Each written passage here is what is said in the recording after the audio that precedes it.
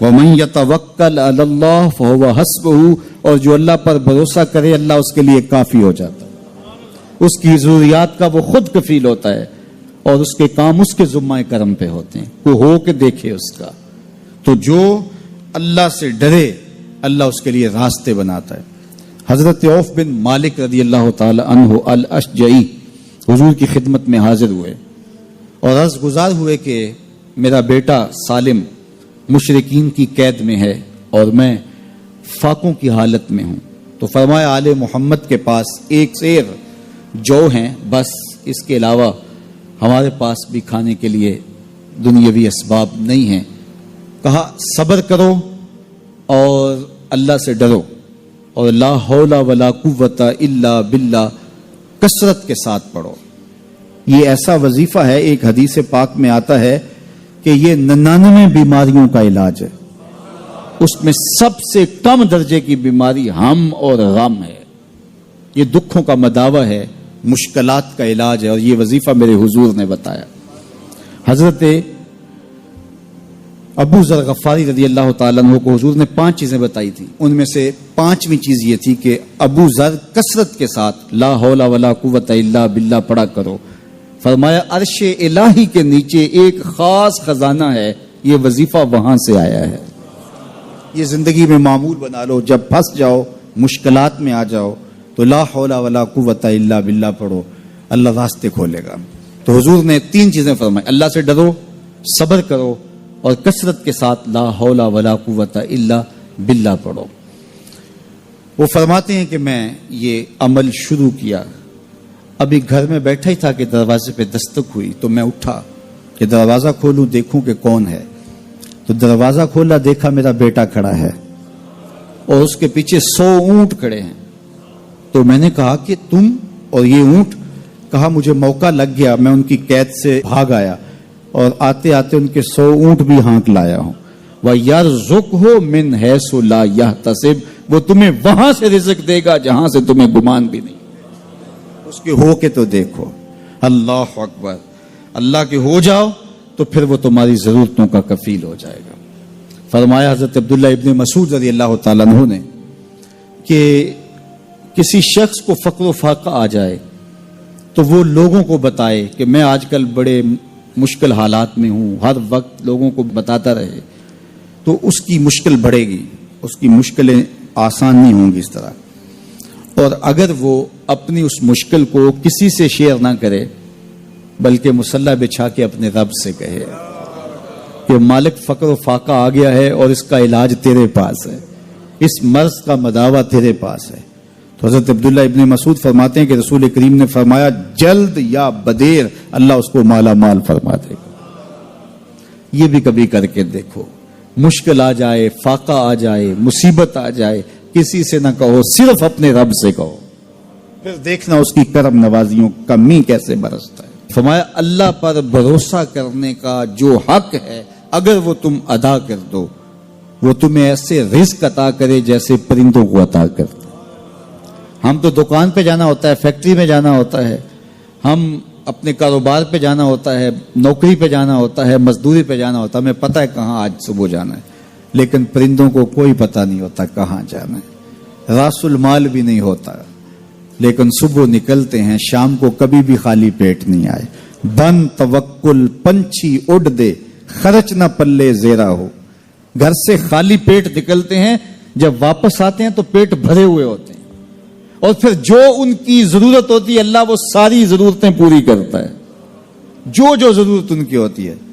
یہ شیر کتنا گوشت کھاتا ہے اللہ روز اسے دیتا ہے، یہ ہنس روزانہ سچے موتی کھاتے ہیں، اور آپ مارکیٹ میں لینے جائیں لاکھوں روپے لگا کے تولے ماشے کے حساب سے آپ خریدتے ہیں، پھر بھی آپ کو یقین نہیں ہوتا کہ یہ سچے ہیں یا 2 نمبر ہیں۔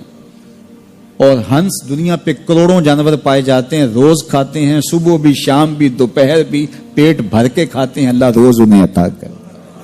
کہا اس پہ بھروسہ تو کر کے دیکھو، وہ تمہاری ضرورتوں کا کفیل ہوگا، اس پہ بھروسہ کرو گے وہ تمہیں وہاں سے دے گا جہاں تجھے گمان بھی نہیں ہوگا۔ ارشاد فرمایا جو اللہ سے ڈرے اللہ اس کے لیے راستے کھول دیتا ہے، اور اللہ اس کو وہاں سے دیتا ہے جہاں سے اسے گمان بھی نہیں ہوتا۔ حضور نبی رحمت صلی اللہ علیہ وسلم نے ارشاد فرمایا 4 اشخاص ایسے ہیں جن کو جنت میں جانے سے کوئی چیز نہیں روک سکتی، اور فرمایا اگر لوگوں کے سست پڑ جانے کا اندیشہ نہ ہو تو اے عمر میں تجھ کو کہوں کہ یہ بات گلی اور بازاروں میں لوگوں کو بتا دو۔ اور پھر حضور نے ان 4 اشخاص کا تذکرہ کیا۔